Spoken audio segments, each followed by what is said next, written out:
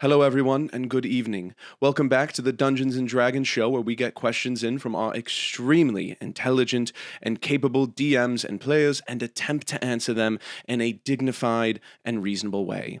This is Reasonable Responses and Calm Demeanors. Our top question comes in today from another smart and capable viewer, Hunter Childs. Hi, Zachary Oi Oi. What a funny jest. Love the show. I had a quick question that's been on my mind. Isn't XP just kind of better than Milestone? Like the XP the players earn that actually earn their progress, and with Milestone, it just feels like the DM is handing out levels whenever they feel like it. I don't really get why anyone would prefer Milestone when XP is clearly the fairer system. I think this is a wonderful take. I used to have the idea that Milestone was something that was better than XP. It wasn't until I engaged in conversation with a few other chaps at a party when I had realized 5 of the 7 of them actually liked XP more.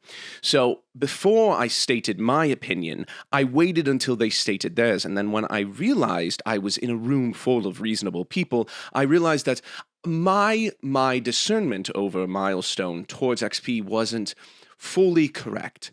So what I did was I stood up in the middle of their conversation and I grabbed my favorite glass and I took a fork and I made an announcement, and everyone looked at me and I said, although I used to believe Milestone was better than XP, I now find it more reasonable to go with both. And they begun clapping. After that, I had realized that the warm feeling in my stomach came from the reality that I must be reasonable. I had to look at both sides of the story. Now, it really, truly, to answer this question in the most reasonable way, I must say, it's up to the DM. Whatever the DM wants to do is what you should be okay with, and that should be explained in a reasonable session 0. And make sure that session 0 has some dignity to it. There's actually a second part to this question. It says, P.S. Last session, my group refused to go on any adventures and spent the whole time drinking in the tavern, and then told me they should level up anyway. For good roleplay, I said no, and they accused me of ruining the fun. Was I wrong? It is not reasonable for me to say you are wrong, correct? It would be irrational of you to think that your players were doing something bad, right? It's your players that are playing the game. And now this must be established in a session 0. A reasonable session 0 will fix this problem. So if you had taken the time to do a session 0, which you hadn't, and that's fine, and that's okay, because in a way that's reasonable too, you must realize that, in a way, your players must be the ones walking. And if you are the playmat, if you are the one making this game, you are the playmat, they must walk on the playmat, right? They must draw and scribble on the playmat. They must walk and scribble on the playmat all over you, because you are the playmat, and that is the reasonable thing to do. On to the next question. Big fan of the show. I just wanted to ask your opinion on something I've been wondering about for a while. What do you think is better, roleplay or combat? Personally, I think both are good, and it really depends on the group, but I'd love to hear your thoughts. I think this is a wonderful question. This is a reasonable, dignified question. I would say it depends really on what is established in session 0. I think if we look, sorry, our AC isn't working. Sorry. It really depends on the rationality. I enjoy that question, but there's another one. Also, do you guys prefer theater of the mind or minis? I usually do a little bit of both, and I think that's the best way to go about it. I think that's wonderful. Truly, oh my gosh, it is hot. I must have had something earlier that's just not sitting right. Both is the best way to go about it. It is the most reasonable way. It depends on what was said in the session 0, and it depends if the players are complaining or if the DM is complaining, whether or not you should go with minis or theater of the mind. And do you think players should focus more on character or story? I think the answer is obviously a balance of both, but it'd be interesting to hear your perspective. I mean, I have DM'd before. I'm sorry, I've both been a DM and a player before, and I think it has to be established I think... Sorry, it is incredibly hot in here. It depends on what people will like you more for. Apologies, I'm feeling a little lightheaded.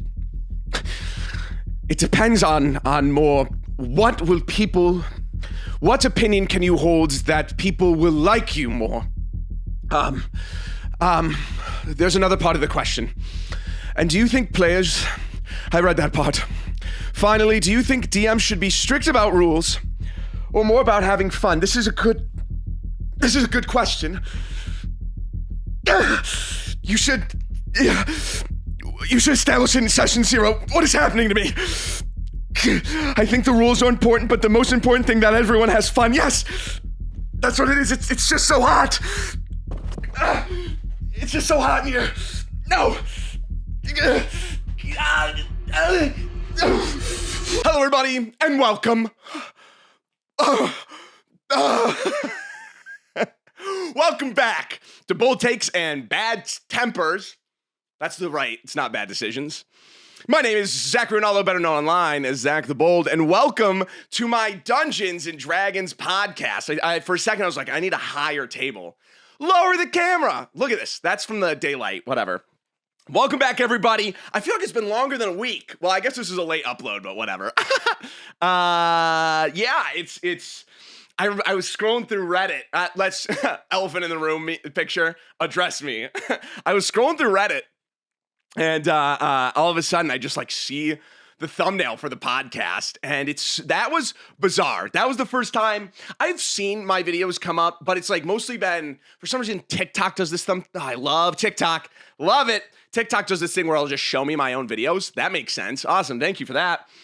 I was scrolling through Reddit, and all of a sudden I see the podcast thumbnail, and I go, oh no. And I have to say, it was posted, and I think it was so heavily downvoted that it reached a good medium of about 300 upvotes. It was a war going on. I think Reddit tells you how much, but I don't care enough to bring that up and look. And so I just I couldn't believe it. The mods reached out of r/D&D Circle Jerk. They said, Zach, we have been aware of this problem for a while. We are so sick and tired of not having the same jokes. Think of the Sopranos Circle Jerk subreddit, right? Whatever that's called. I have no idea.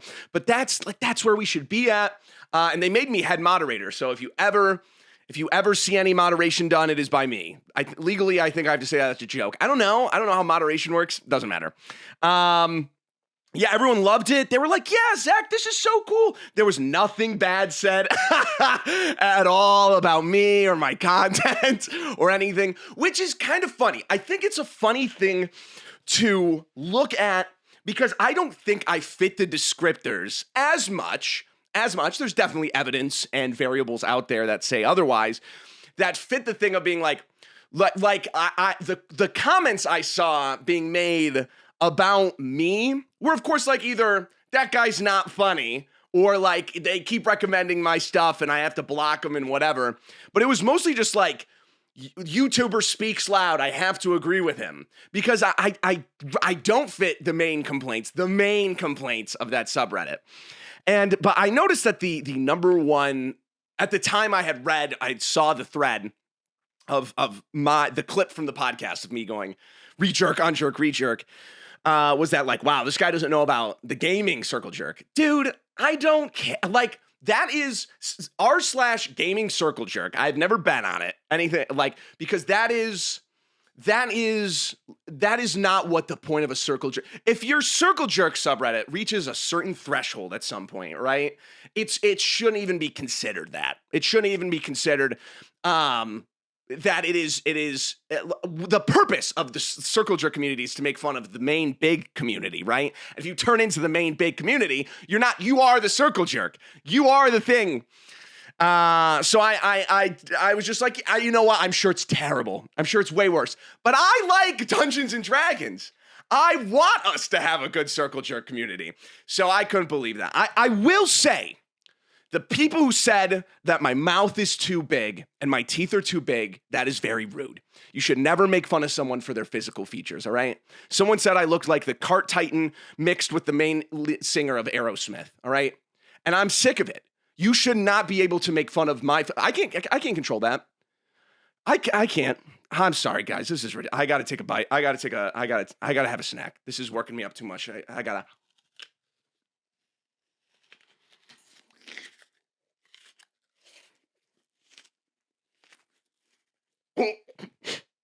That is rude and reprehensible, all right? Okay, that is not true. I have a small mouth. I'm like Uncle Jack. Oh, I made that freaking. I got the big hands and the large mouth. I look like I'm a caricature artist's wet dream, dude. They see me coming around and they go, I will pay you $5. I will pay you. What are character artists charging these days? I'll pay you $75 on Santa Monica Pier. And I will give you, I gotta draw you, man. I gotta draw you. Whoever's the guy. That's so funny. Yeah, so I do want to say, it's like no one's making these memes for me, right? I'm not the captain now of I'm not the face of r/team. That's not even what it's for. That's not even what it's for.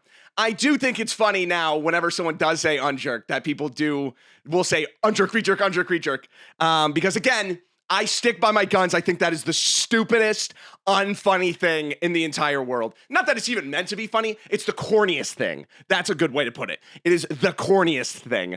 AlphaCot343 made a couple of videos that were just cracking me up. And it was just kind of like it's just what a circle jerk. I will say too. It's what a circle jerk subreddit should be. All right, let's stay on track, Zach. Let's stay on track. Let's keep to one thing. There's a whale meme going on in the community, and I don't know what it means. Good. It could be making fun of me. It could be really bad. I don't know the context of it. I think it's funny because that's what it should be. I should have no idea why people are posting whales about it. Yeah, so I thought it was hilarious that I saw all of that. Unjerk, rejerk. I stick by my guns. I hope it gets better. I thought we had a glorious week. Well, Zach, yeah, because like you saw yourself on it. No, because I saw people calling out others that were like, unjerk, rejerk. Actually, but we need to have these conversations. And all those people that are like in the comments, we need the conversations. We have to have them in the space. That's why we have these spaces. They're supposed to go against boo-hoo, boo-hoo. Post the whale video, post the hot tiefling bard, post the stupid, this is, you think the Soprano circle jerk can have a normal conversation? Zach, these are our spaces to have these things. Boo-hoo. Yeah, sure. I forgot to look up if there's any Dungeons and Dragons news. I think some of you guys will know. I don't even know. I think they have a new social media manager because they comment on every one of my videos, and I don't know if they watch the podcast. I'll be honest with you. Listen, if you are the social media manager of Dungeons and Dragons right now, you can keep commenting and saying stuff on my videos. Thank you for engaging with the community. Don't watch the podcast because you'll never work with me. Because if you do, you'll never work with me. So it's cool. Let's be the front face. Let's talk on the shorts. Let's talk on the talking head videos. Podcast? Hey, let's take a step back from the podcast. That's all right. This is like in Warhammer, right? The Adeptus Mechanicus. Dear Mr. D&D social media manager, can you say Warhammer? Should I do like an audio jungle thing where if I talk about Warhammer, you can't comment on the podcast? They're probably not even watching. If they aren't, thank God. But this is like the Adeptus Mechanicus, right? They believe in the machine god, which is heretical, right? But we let them do it because they make all of our weapons. That's how I am to the D&D social media manager. Listen, we can let them say whatever on the podcast, right? We just won't comment on it, but we'll comment on the other stuff. Let's keep that relationship, right? All right, I'm gonna do a quick look through. There might be a Kai or there might not. Maybe there'll be a huge headline. I'm gonna see if there's anything in the Dungeons and Dragons news world real quick. It looks like we have a name for Player's Workbook of Epic Adventures. This comes from DungeonsandDragonsFan.com. I mean, where else can you get, your news sources from, right? That comes in the Dungeons and Dragons world. Every every large newspaper in the world, news outlet in the world, should just change to factualnewsoutlet.org. Penguin Random House just announced that a Dungeons and Dragons book is coming to that. It's being described as an official companion. Is this official? As an official, entitled The Player's Workbook of Epic Adventures, the book serves as an entry point for the new players looking to create their first character, as well as including prompts for experienced players looking to better flesh out their PCs. The book will be coming out May 2026, but is available for pre-order now from your local game store and on Amazon. So far, we don't know much about what the book will involve. We don't know that. We do know that it is 176 pages. And the official synopsis on the Penguin Random House book page reads as follows. Your epic Dungeons & Dragons adventure starts here, packed with exercises, prompts, visual guides, and other activities. This officially licensed interactive workbook is designed to prepare new players and enrich experienced ones. A full 2 sentences of, like, saying absolutely nothing. I read that and my brain was empty. Your epic Dungeons & Dragons, never played Dungeons & Dragons before? Fear not, adventurers simply looking to level up your game. Hail and well met. Intended to introduce new players to the world's greatest role-playing game and provide new insights for experienced players. This interactive workbook guides you through the basics of 5th edition D&D. Through fun writing and brainstorming exercises, you will choose a class, subclass, and origin for your character. This is all nothing. This is my nothing burger. She's an everything bagel and I'm a nothing burger. Get to know your party, plan response to stare and envision your cat. This is just what Dungeons and Dragons is. Who is the author? By Andrew Wheeler, who is a Toronto-based writer and editor from Southern England, who has contributed significantly to a number of Dungeons and Dragons books, including The Young Adventurer's Guide. Okay, so is this official? Is it not official? Is it official? Does this person know what official means? Let me see. I can bring up the book page. Is it endorsed by Dungeons and Dragons? What do you mean it's official? Cover coming soon. Player workbook, an official companion to the player's handbook. $25. $25. Official companion. There's never been a better time to gather your party and begin your adventure. I don't know what this means. I'm reading this article and I'm comprehending nothing. Final thoughts. It's interesting to see Wizards of the Coast and Penguin Random. Okay, so it is a Wizards of the Coast and Penguin Random House release. I think Penguin Random House wrote and published that Karl Marx book. And they also did 1984 or whatever. So I think those are the two big ones. We'll be keeping a close eye on the story in days ahead. Whatever. All right. Hey. No news. All right. Okay, but what we do have news on, and what I hate perpetuating for this kind of thing, is that we do have news in the magic world. But I will say before you turn it off, I will lead it into a non-magic discussion. Observe. Observe. We finally have been given. Let me hit this real quick. This is my transition noise. Okay, I gotta hit that shit. Okay. We have been finally released. Apparently everything is announced first day of MagicCon, and the rest is just for people at MagicCon. This is what everyone's talking about. And that's why I'm converting this to something else. We now know what the lineup is for the 2026 Magic the Gathering sets and releases. And they go, I should have it up, Magic 2026 lineup. All right, let me see. And then we also got, oh my God, I feel like my heart is palpitating. Okay, so we got and we have a bunch of secret layers announced. So, number one, we have Lorwyn Eclipsed. For those who are wondering about Dungeons and Dragons, there is a Lorwyn book supposed to be coming out this November. It's supposed to be out in 2 months. I have no idea if that's still a thing. Hold on. Is there any update about that? Lorwyn. I should have a green screen thing like here, and I need to go wider. Eventually I'll have 2 cameras, right? But that's for later on. Lorwyn D&D book.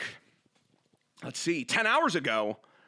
Hold on. This is from DungeonsandDragonsFan.com.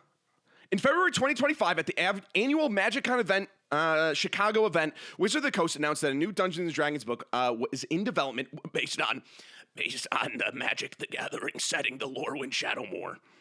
Since then, we've learned that the book will be entitled Lurin First Light and is in fact the third mystery digital product that ties... Wait, what? the mystery digital product that ties the two upcoming D&D Forgotten Realms book, Adventures in Faerun and Heroes in Faerun. It'll also serve as a tie-in to the new Magic the Gathering expansion, Lorwyn Eclipsed. Wait, what? Wait, is this digital? In a recent post on D&D Beyond, Wizards of the Coast has confirmed that the new digital book will be 32 pages in length.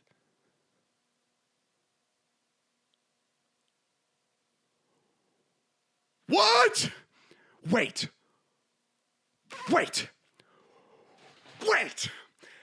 I'm not even kidding. This is the first time I'm finding out about this. Wait. Strangely, Wizards of the Coast positioned Lurin First Light as being a tie-in to their new D&D Forgotten Realms books. Even the two settings have had no previous contact in terms of their lores or past products for either D&D or Magic the Gathering. On the D&D Beyond website, Watsy notes, while exploring the untamed wild of the Moonshade Isles, you stumble across yada yada yada.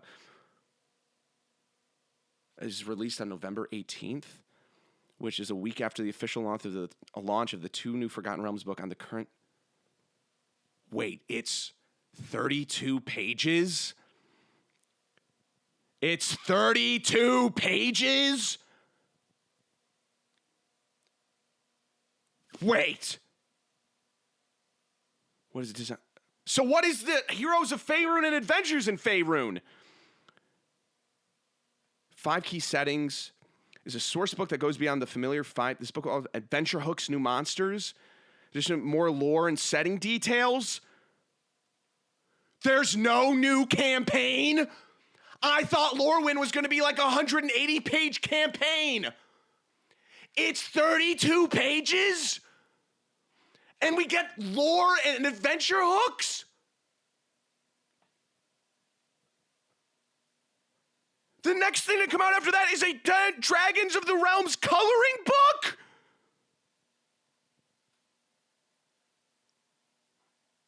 What are we doing? What are we doing? I just kicked my neck. Ow! The Lorwyn book is... The book is now part of the Forgotten Realms Ultimate Bundle, which retails for $160?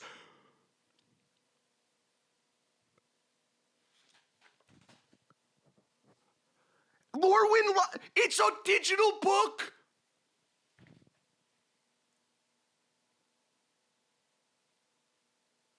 Oh my God. I'm sorry.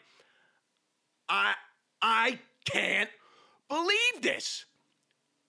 I just can't believe this. The Lorwyn First Light book is digital and 32 pages long and is just the promotional event for their stupid lore and adventure expansions that doesn't add any campaigns. In a recent post releasing D&D Beyond on November 18th, Lorwyn First Light helps you expand your Forgotten Realms adventure with a new Fae-inspired character options and monsters from a new domain of delight in the Feywild called Lorwyn Shadowmoor. You can purchase this D&D Beyond exclusive supplement as part of the Forgotten Realms Ultimate Bundle. You'll find 2 backgrounds, 2 feats, 2 magic items, 8 monsters, 2 new species, 2 adventures examples, and bottomless disappointment. I have been promoting excitedly for free this stupid Lorwyn book. I have said on the podcast before, we can wait for Eberron. We have a Lorwyn book coming out in November. It's a 32-page digital-only supplement to promote these 2 stupid other frickin' books. No wonder we are coming up to October and I haven't seen a single advertisement for it. I can't believe this. I can't believe it. What do we have? We have this Forgotten Realms Heroes of Faerun, and there's Karlach, there's Minskin Boo, there's someone that looks like, that one frickin' planeswalker from Magic in there. 32-page adventure in Lorwyn. Where's the rest? Where's anything? We've been in nowhere. We've been doing nothing. We were supposed to have Eberron. And all of it. And I've said to capitalize on the Baldur's Gate thing and make the heroes and do the thing, and they are. And this is what we get. This is the games you can play. You can play Astarion's Book of Hunger. You can play Lurin First Light. You can play Netherill's Fall. And it's a big nothing burger. And what is Magic the Gathering and everything bagel? I'm sorry for all the dead noise, for if you are listening to the podcast. I have just learned that information. It's like barely funny to me. Because I'm like, this is something I love so much. And we're getting like a, you get more subclasses thing. We just made the 2024 rules. We just made them. We need a campaign. I have Adventurers League struggling to figure out what to do. Wow. Okay. And my neck is ruined. Awesome. That's fine. It'll be like that for 2 to 3 days. It's fine. It's fine. Okay. This is live on air. I don't know what to say. I am disappointed. I expected, listen, Strixhaven wasn't wasn't the best book ever, but it was a book. It was kind of a book. It's more than a 32-page digital Faerun one-shot. But we're doing the thing you said, Zach. We've made Astarion's Book of Hunger, and we've collaborated with our extremely popular card game, but you don't get it. We don't. Do you think people are going to talk about Lorwyn? Do you think people are going to talk about Astarion's Hunger like they will about Strahd? When are we going to make another thing people talk about like Strahd? When are we going to make another thing that we talk about like Waterdeep Dragon Heist? You think someone has brought up Bigsby Books of Giants? How often does that come up?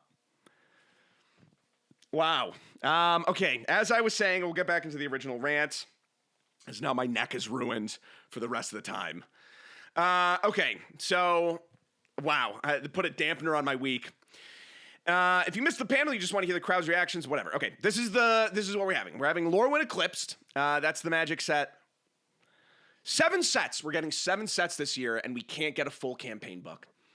And we can't get a full campaign book in 2025 from D&D. And we're delaying Eberron, won't put it online because of manufacturing problems. So we're left with 4 or 5 months of nothing. I think I saw a little bit here that there are some stuff already announced for 2025 and 2026. Let me see if I can bring that back up. I don't really remember where I saw that. Oh, man. Okay, let's see. Let's bring up, where's 2026? Do we even have a 2026? New D&D books coming in 2026. Dragonlance Legends Collector Editions, reprinting the Dragonlance trilogy. Dungeons & Dragons Crochet, a book of many patterns. That's all we have announced for 2026. We end the year... we have the Tyranny of Dragons Legendary Edition by Beadle and Grimm's, which is just the original Tyranny of Dragons campaign, Horde of the Dragon Queen, and Rise of Tiamat. So not new. And then Eberron Forge of the Artificer. So we have a full new book of rules that released in 2024. And we have yet to have a campaign, and there's no campaign announced for 2026. And I was very excited for Lorwyn. I thought this was going to be another thing where we take some of the popularity from Magic the Gathering and we put it back. We put it back into D&D. And we don't. Instead, we have classes and feats. 30 of them. 30 plus of all these things. The books came out a year ago. This is DLC. We have to be looking at this stuff like it's D&D Beyond DLC, because that's what it is. That is what this is. This goes back to the OGL fiasco. There is a problem figuring out how to monetize Dungeons and Dragons. And so the things we want, campaign books, new settings, interesting, accompaniments that isn't just new class, new magic subclass. It doesn't make money because you can't monetize it on D&D Beyond. You want to make a character? It's hard making a character sheet. It's hard. Well, you should get a DM who pays for all this stuff. 2024 rules is a new blank slate, so that they can so they can resell old modules for the new rules, and also to sell new subclasses and feats for the stuff that we had in the last books. But you gotta get them on D&D Beyond. This is a D&D Beyond digital exclusive, folks. And this is that byproduct. We are seeing the ripples of the problem that we've had. They can't sell this like Monopoly. They can't sell this like Magic the Gathering. This is why we have, 7 sets for Magic coming out, and we have 0 campaigns in the first year of the new rules being out. Well, Zach, give them some time to make we're remaking old ones. Maybe we should just keep what we have with the subclasses and everything, and we should play a campaign, maybe. Maybe we should play the game with it. It doesn't sell. And Strahd is the identity of D&D almost. All right, well, with a worse neck, and we'll go back to my original rant, there are 7 sets for Magic the Gathering. Talk about wind out of my sails. Talk about changing the entire vibe of what I was going for with this. There are 7 sets coming out for Magic the Gathering. Lorwyn Eclipsed, probably Teenage Mutant Ninja Turtles is the next one. Secrets of Strixhaven, which is an in-universe set, and then there's Marvel Superheroes. Sorry, we must be reasonable in this time. Magic the Gathering, The Hobbit, Reality I think The Hobbit's going to be... Listen, I love Lord of the Rings. I loved that set so much. But man, it's going to be I feel like it's going to be another Spider-Man set. They don't have enough to make something out of it. But who knows? Whatever. Who knows? Reality Fracture, which is another in-universe, and then Magic the Gathering Star Trek. And listen, without having to rehash literally everything anyone is talking about to get clicks in the Magic the Gathering universe, which is a problem. It's a real problem. I wouldn't say that listen. I feel we are moving into a world where there is nothing that isn't a reference or an Easter egg or a remember or a nostalgia bait or anything. And Magic the Gathering is a prime example of this, right? When I look at something like Helldivers, I love that game. I think it's really cool. I think the the update with Halo and stuff, I think it's cool. I think it fits, but it's not. I'm so fatigued in every form of media that I consume that gets a little bit popular, that gets a little bit has an online multiplayer aspect to it, feels obligated to have to add in reference, to have to add in Easter egg. Is that how it's going to be till the day we die? Am I going to be 90 playing Final Fantasy 450 and there's going to be Beavis and Butthead running around? That I'm going to be everything to me is what is the equivalent of today's Wizards of the Oz slot machine. When you go to Vegas and you see the Robinettes slot machine, and you're like, who's this for? Oh, it's for an older audience. Are people my age in 2090 going to be going over and seeing a SpongeBob slot machine and being like, who's that for? And I'm there, decapitated.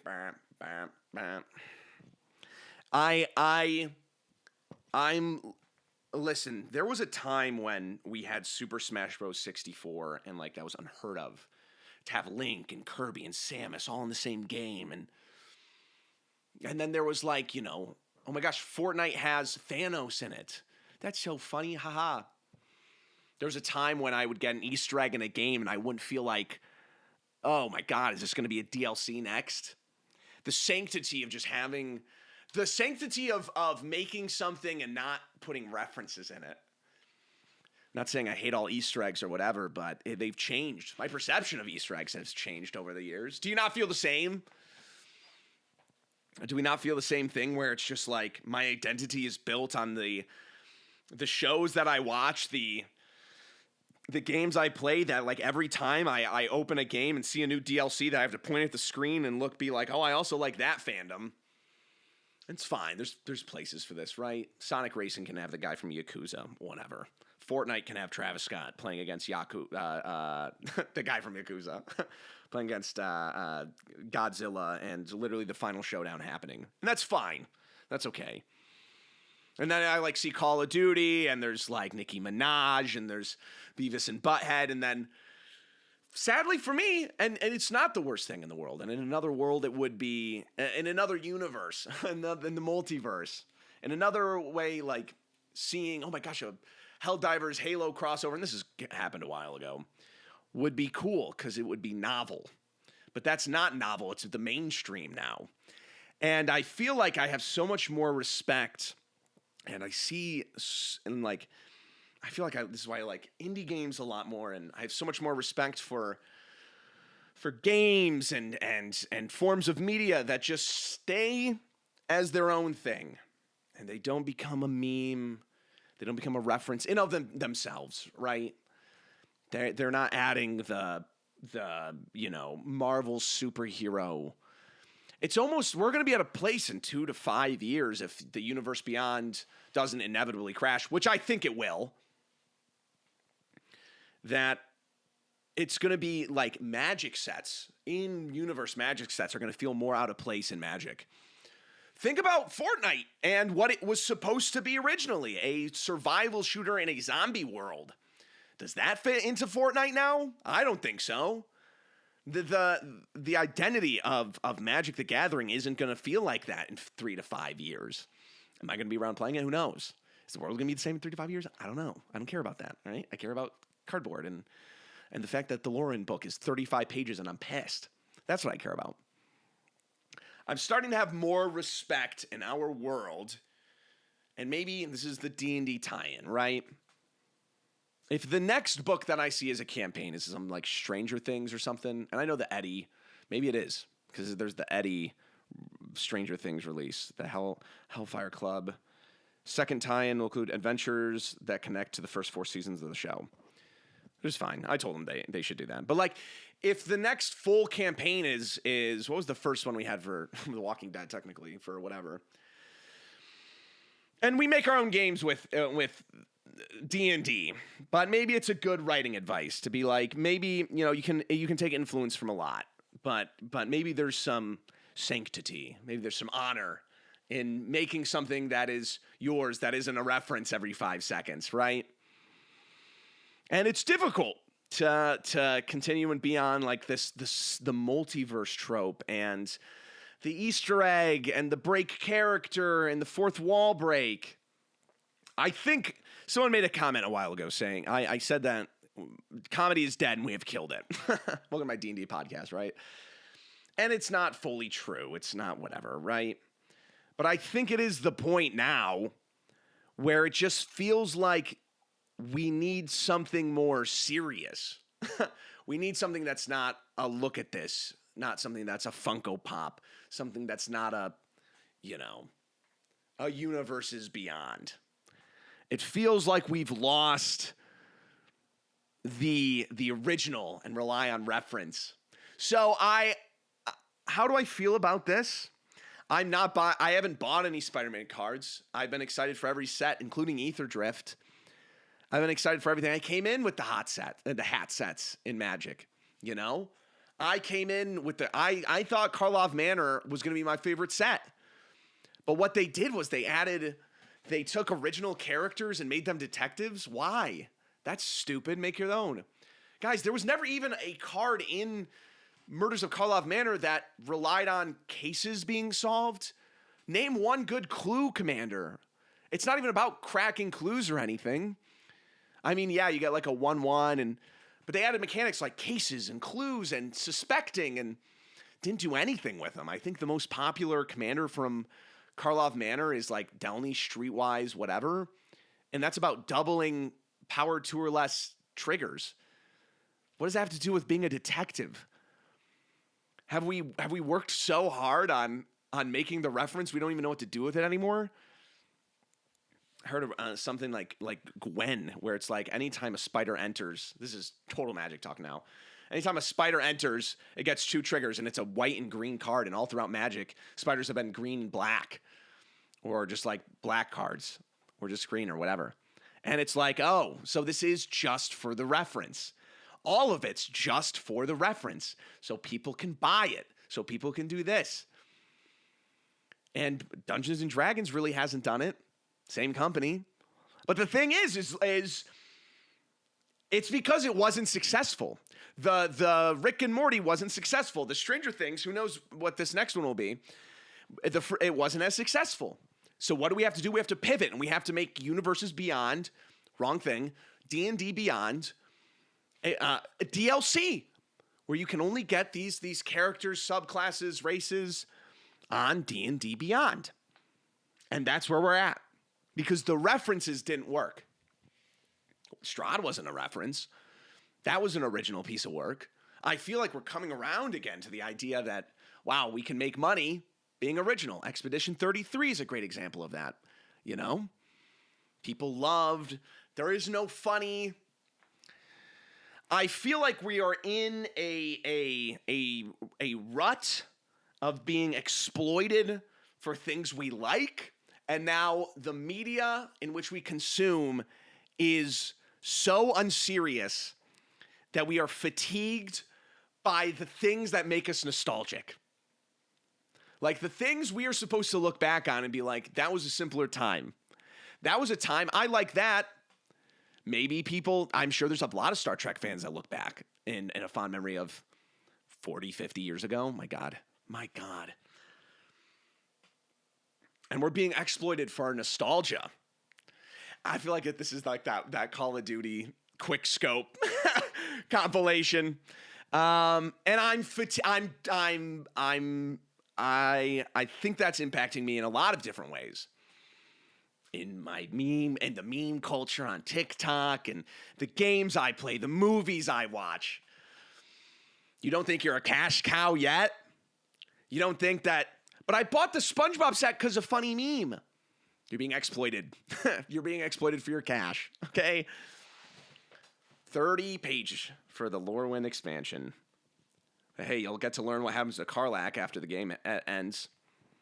I'm kind of stepping on my own toes there. I did say to bring in more references into Universes Beyond. Not Universes Beyond. I keep saying that wrong. D&D Beyond. So, yeah, I don't know. That's my thoughts. I think that in reality, it's not that serious. It's not. I mean, it's just everything we consume and watch and respect, and creativity is being ripped from us so that we can make a funny reference. And then soon there's going to be an Expedition 33 secret layer and whatever. But there's plenty out there that it's its own original thing. That it's its own original whatever. It's not Soul Calibur, GameCube has Link in it, right? It's not. It's its own thing. So I think that's what we have to think about and talk about, and it's fine, and everything's cool. Everything's jolly. I think we're having a good time. I am immeasurably disappointed about that Lorwyn book. Let's get into the questions. Hey, Zach, hope you're doing well. I'm doing awesome. Sorry, this is a bit long. There's a ton of context. Some I might forget to give as we go on. Dr. Pepperbreak. I've been playing in the game for about 1.5 to 2 years now. The table is me playing a wizard. Yes, what you say about wizards is completely true. I know, you don't have to tell me. Our DM and a few other friends met them through the DM. The game has been great, and I don't plan on leaving it. Though I feel that sometimes our DM slips or messes up somewhere. We all do. I DM as well, and I'm not going to hold it against them. A good example of this is the bridge incident. A point where we were in the Nine Hells. We were trying to meet a member of Lucifer's family. It's very heavily homebrewed campaign. Oh, is it? Oh, is Lucifer a part of your homebrew campaign? I always think it's so funny when people add in, this is the devil from the Bible. It's fine. We're doing this little homebrew thing where we're fighting, I don't know, the devil from the Bible. Oh, what does their stat block look like? They're CR 18. Oh, okay. Where was I? Lucifer's family. God, I lost it. A good example of this is the bridge endpoint where we're trying to Lucifer's family. It's very heavy. And all this is separating us. And the castle this family member lives in is a bridge that is up and a moat of lava. We spend almost all the session trying to cross the thing from trying to fly around it. I'm getting exhausted for you reading this, which there is an invisible wall preventing us from the session from crossing this thing, from trying to fly around it. Wow. Oh my God, I messed up. So trying to shoot a part of the bridge down so we can cross. It's a separation bridge, meaning it's split into two parts and facing up when not down, to which it falls in the lava, and we have to put it back together. The way we ended up solving this was, and I poop you not, this is how it was supposed to go, using birds to send messages to the family member, to which we got surveys that we had to go fill out, and then some of us could be let in.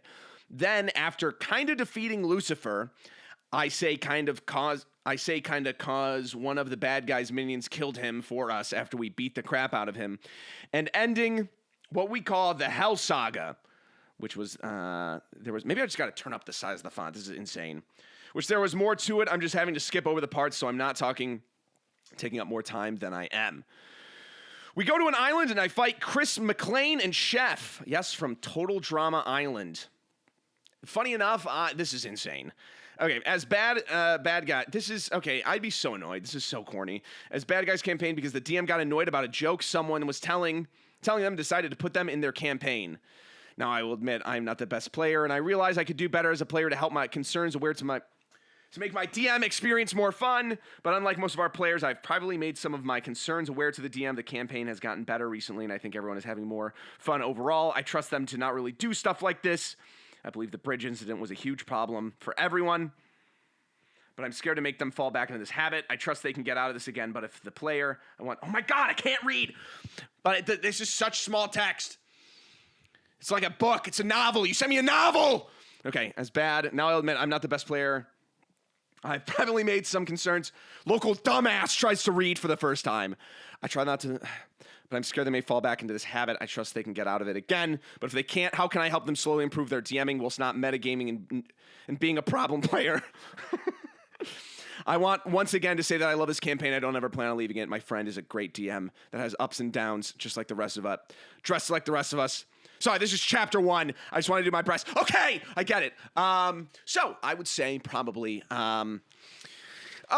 Chris McLean and Chef from okay, this is such a problem because a lot of DMs they have such, it's just bad game design. This is where it comes from. It's bad game design. This is almost like an AVGN review.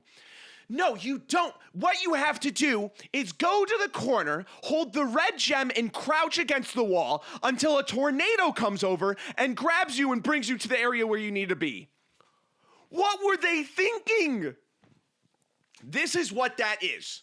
I have no idea what the story implications were for your DM to make it be like, they have to do it like this. How many times do I have to say it, folks? Serious world, dumb players. If your world doesn't have that contrasting aspect to it, it's gonna be corny. If you have Chris McLean and Chef in your world from Total Drama Island, it's not gonna be funny. Okay? Murph, in Not Another D&D Podcast, makes it funny because when people are like, are there actually donut holes on the ground? He goes, no, there's not. Oh my God. What do you say to your DM? There's a couple things. He's totally missing the picture. They're missing the picture. Oh my God. You need to tell him a couple things. Number one, right? We don't have the full picture. If I'm trying to get into this bridge and you want me to do it, please hint. Oh, please. Be Navi from Legend of Zelda if you have to. I have had so many sessions in Dungeons and Dragons that have just been, can I try this? It doesn't work. Okay, everyone's silent at the table. They're just kind of massaging their temple. Okay, can I try this? Doesn't work. Okay, massage temple. And it's 4 hours. This is how D&D fatigue happens. Because there's not story. There's no driving. There's no driving, conflict. I don't want to spend 4 hours figuring out a stupid puzzle. Give me a better picture. I want to move the narrative. I want to do something. How do I tell my DM? How do I tell my DM this, whatever? Have them go back and play Commodore 64 games. Run a one-shot where the entire thing is pretty much Silent Hill 4 in the room. I think that was Silent Hill 4. They don't leave the room and they try to figure stuff out and paint a bad picture for them. And tell them, listen, this is how comedy works. And I'm not the funniest haha guy. I make D&D videos that have comedy in them and whatever. But for the love of God, I think I have some knowledge on how to set up a joke. I think, to set up a punchline. And the way to do that isn't being like, oh, funny random XD. My next video I make is funny random XD. There are pivotal parts. You got to start your DM from number one. This is how all comedians start. This is like Pete Davidson. You got to start somewhere, right? I need you're going to have to really start from the baseline for your DM. You're going to sit them down. You're going to spend 6 months with them. You will feed them. You will water them. They will bathe themselves. I need you to start from the beginning. I need you to put on Ultimate Showdown. I need you to put on Stick Figures on Crack. I need you to put on I'm Firing My Laser. Then we get into like Neon Cat. We'll get into like Immortal Shaggy.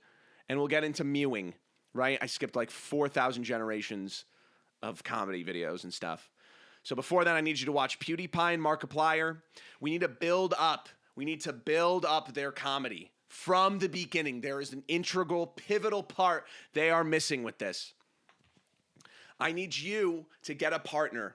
I need you to be raising this person for 6 months, and I need you two to be arguing in front of them forever so that they can use that and use their emotion, use that build-up, and cover it up with jokes. I need you to give them internet access from an early age. I don't believe in that, unironically. I came out fine, but many of us did not. I need you to build up their comedy, and then I need you to restart. We have the comedy. They're good. Now I need you to be a strict parent. Now I need you, they will drink water out of a large gerbil tower. You know the things where it's like a bead and they use their tongues to poke it back like it'll be in a guinea pig enclosure. I need you to put that in their room. And I need you to, like Mozart, I need you to reteach them. I need you to teach them music and literature. Start with the Epic of Gilgamesh. And I need you to end their reading, I don't know, Absolute Batman, right? They need to learn story structure. This is how you fix your DM. Your DM there's too much. They spent too much time playing Binding of Isaac growing up. And now they spent too much time playing Fortnite and Binding of Isaac growing up. They missed integral parts of what it means to tell a story and tell a joke. We got to start at step one. Sometimes you can go back more. You can start in the black and white era of comedians. Start with Chaplin, right? You need to break down your DM. And you need to start building them back up. And because you're right, the person writing this in, you're right. I need you to go through the exact motions of your childhood and instill them in your DM. Because there's something fundamentally wrong with how they tell a joke, how they do this, how they do that. Sorry if this was super long. I understand if you're super not into it. Thank you for being so bold. No problem. Hope you like my advice. Hey, Zach, love the podcast. I wanted to this is another novel, by the way. I'm reading the Epic of Gilgamesh. I wanted to get whatever thoughts fly through your brain while reading through this, related or otherwise, since your long-winded and deranged tangents are always welcome. A while back in this campaign with some friends, things had to take a pretty sizable hiatus. But after a session or two back, everyone got pretty comfortably back into the swing of their characters, and we're back to I need you to write with ChatGPT. You said back 7 times in the last 2 seconds. You're cooked. You're done. Take this whole thing, send it to ChatGPT, and just say, how do I write? I'm joking. That's a joke. Our barbarian was initially a more comedic character with a handful of reoccurring gags that we all enjoyed participating in, but after the hiatus ended and we all came back together, his character never really recovered. His bits all but disappeared as if he lost interest in them, and he became an all-around more blank feeling PC since they were actually pretty decent chunks of his personal story, just framed a bit goofier than usual. And after all that specific player had to take a personal hiatus from the campaign due to some college stuff he had going on at the time and was out of the campaign for about a month and a half. When he came back, he had undergone another pretty notable change, where his comedic tendencies were replaced by this weird sort of unprompted bitterness towards the rest of the party that would randomly flare up ever so often, especially when his personal story seemed to be falling to the wayside compared to the rest of the party. I would like to reiterate he wasn't playing or present for about 1/4 of the total campaign time, and that just kind of happened at that point. Some of these flare-ups would include stuff like stealing and run away with the plot-relevant items to basically force us into decisions with very little time to actually think of what we wanted to do, or trying to treat our warlock like a pathological liar who owed party financial debt when his biggest crime was just keeping a few personal secrets, or calling the fighter a coward for maintaining his trait of wanting, listen, you built your case, dude. You built your case. I can assume he was actively forgetting some of the character's traits every time he took a break from the campaign and tried to fill in the hole. Entirely different traits, but it made impossible to get a solid read on the character that lasted for more than a handful of sessions at a time. As always, love the show and hope the 6-month-long headache I went through got some bold takes out of you. Buddy, why the hell are you writing into my podcast? Your friend needs help. Check on them. Dear Mr. Bold, my dumb ass player friend went off to college and he came back and he's a bitter ass. Check on your friend. What is wrong with you? Dear Mr. Bold, my friend came back and he has bags under his eyes and he shaved his head and he's been talking in tongues and he's been on social media a lot and he's kind of secluding himself. I don't know. Here's some advice. Have you checked on him? Have you been like, hey, dude, I've noticed, I'm going to be honest with you, man. Is everything all right? Oh, well, Zach, I'm not really like that. Be like it. You better. This guy is clearly, dear Mr. Bold, my friend is clearly having a call for help through subconscious actions that we can see from his best friends. He used to never act like this. How do I make him better at the game? Better at the game? Check in on your friend. What is wrong with you? Ask him if he's okay. If he's off to college, ask him if college is okay. Ask him if that is. Well, man, it's the state of the world, and you know, there's a lot going on, and I don't know if my dad does this and he wants me to get into it, but I want to be an artist. And actually, I don't know. And then you reply to him and you go, well, actually, I expected you to talk about the game. I thought this was a problem with my game and my DMing skills. Are you kidding? Your friend is having a call for help. Check in on them, for the love of God. Oh, you talking to your other friends? You on r/D&D horror stories? Yeah, my dumb friend. My stupid dumb friend won't participate in my game like he used to. He makes these passive-aggressive gestures, and he was never like that. Also, he lost his parent recently, and he went off to college, and he's experiencing a lot of change in his life for the first time. What is wrong with you? Check on your friend. My advice is to think about a little bit outside the box. Think a little bit outside of what is happening inside your own world. But Zach, it's my game. It's about my game, and it's about my thing, and it's about how he interacts with my game. There was no question at the end of this. You're telling me all of this stuff, which makes me think your subconscious is being like, I am approaching this wrong, and I need someone to tell me. Check on your friend, okay? They are going through something. People change. They do. People go out and they experience new things and whatever. I have expected you to go to the end of this and they're like, hey, my friend's been in Iraq. Hey, my friend went off to Vietnam and came back, and every time I ask him for a question, they look 1,000 yards out at me. And they have to shake it off, and then they get in the present, and I give them a crybaby point.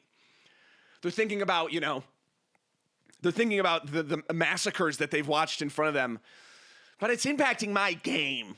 It's my game. What is wrong with you, dude? Check in on your friend. That is serious advice. That is not an over-exaggeration. That is not a dramatization. Something is wrong in your friend's life. I'm being dead serious. Reach out. Tell them you've noticed a difference in their behavior. They could use a friend right now, not a DM. Okay? I get so many questions in talking to me about Dungeons and Dragons when in reality it's like an incredibly serious matter. Check on your friend, okay? Next question. Hello, Zach. I sent a lot of questions before, but I thought I'd have a genuine issue. What? What is it now? You have a genuine issue? You sent in questions before, but you have a genuine issue now? Zach, my love life is... My girlfriend isn't talking to me as much during my D&D game, and then we go home and she sleeps on the other side of the bed and she never faces me and she doesn't kiss me, and if she does, it's a little resentful. Zach, I've noticed I have a lot of brain fog and I have heart palpitations and it's affecting the way I DM. And Zach, I go for a jog and I get really lightheaded and I pass out.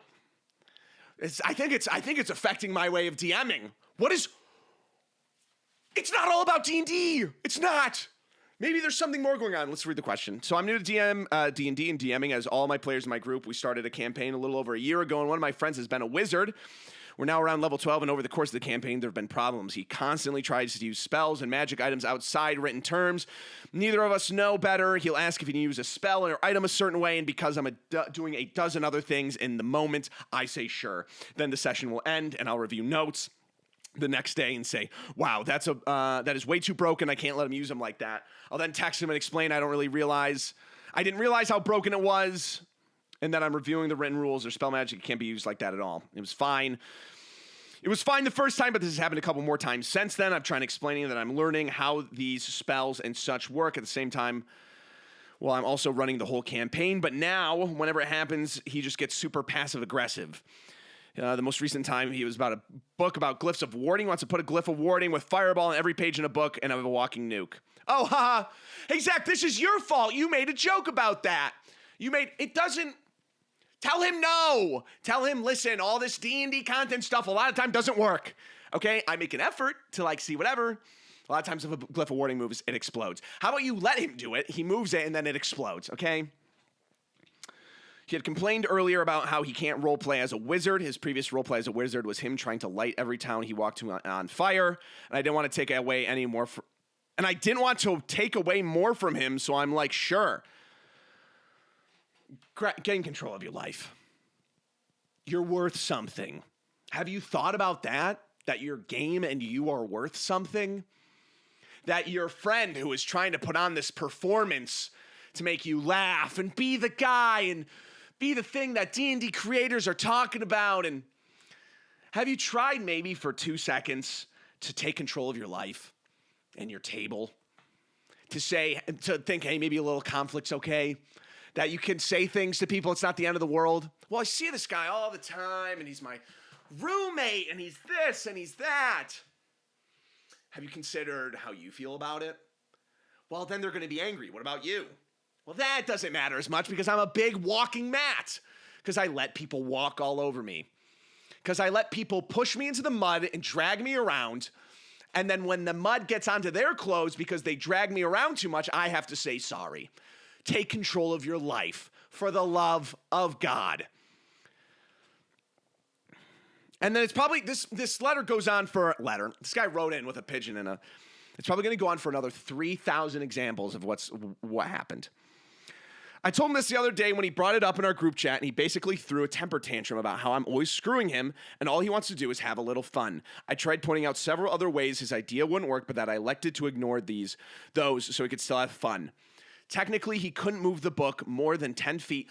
People don't have to do this to have fun in D&D. And that's not a thing where people play different or whatever. You can play D&D differently. People have fun playing the game, not being a destructive menace. To bend the rules and be an anarchist and be this and be... You should not have to worry about this guy putting on a performance because it's fun. Because it's fun for them. Are you having fun? Or have you not knocked your brain back into place to think my life is worth something too? Hey, guess what, buddy? Hey, write her in. Hey, you can take up room.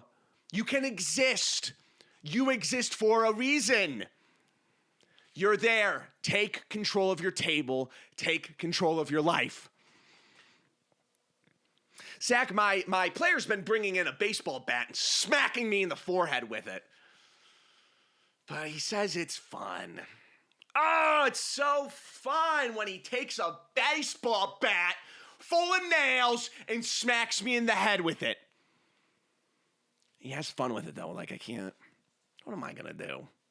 What are you going to do? Take control of your life. Naturally, the book was brought up in the first place because he was threatening the fighter with it after he kept yelling at me. I once again explained, I'm human and I make mistakes. I said, screw it. You can have the book at all. You can't have the book at all now. I don't want you one-shotting the BBG EG anyways. Now he just keeps talking about how the rules always bend him over. I'm not really sure what to do at this point. I tried suggesting to switch to sorcerer so he can still get cool spells and he can roleplay, but he wasn't having it. What do you do? What do? You crash out. You let every little thing in your life, just like Walter White at the beginning of Breaking Bad, he drops, he gets cancer. He can't control his family. His wife doesn't respect him. His kid doesn't respect him. He can't even open his glove box without it breaking.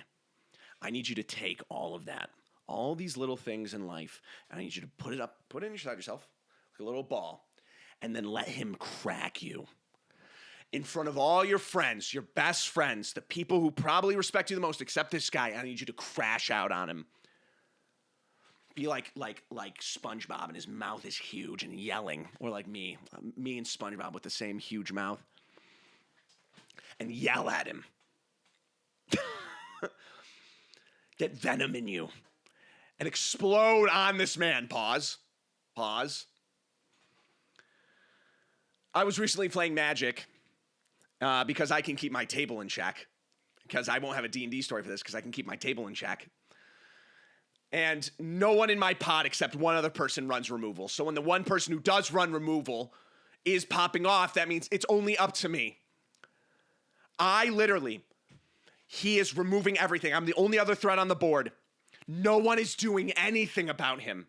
I have wasted all of my removal on this one guy. And I've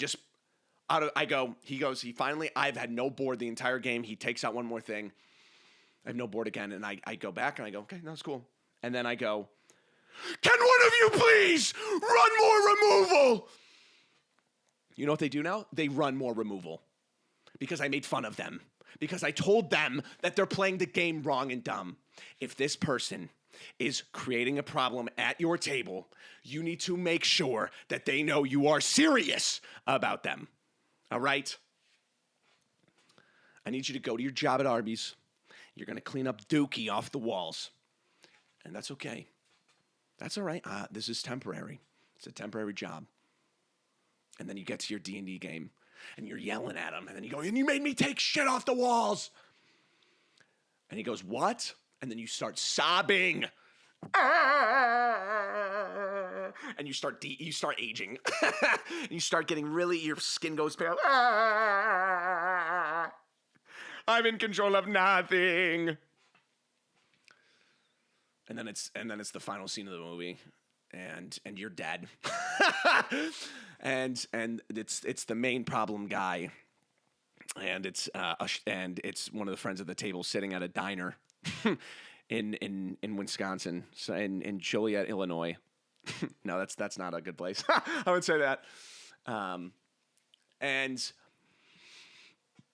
they're looking at each other and being like, I feel like I could have done something. And it's me looking in the diner windows, and I'm melting through the glass. You were the something! Take control of your table. Ask your friend how he's doing. What was the first thing I gave? And then if you have a problem, DM, I need you to take 6 months out of your life and raise them from age 0 to 6 months.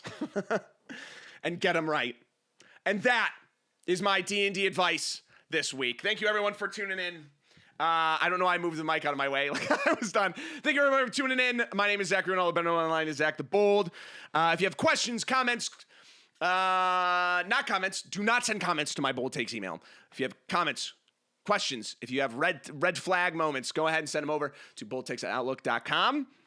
We are nearing up the Kickstarter for the Scorched Basin. If you want something where I wrote and you want to see how good it is, I wrote a one-shot for a system agnostic TTRPG called Scorched Basin. Make sure to check that out.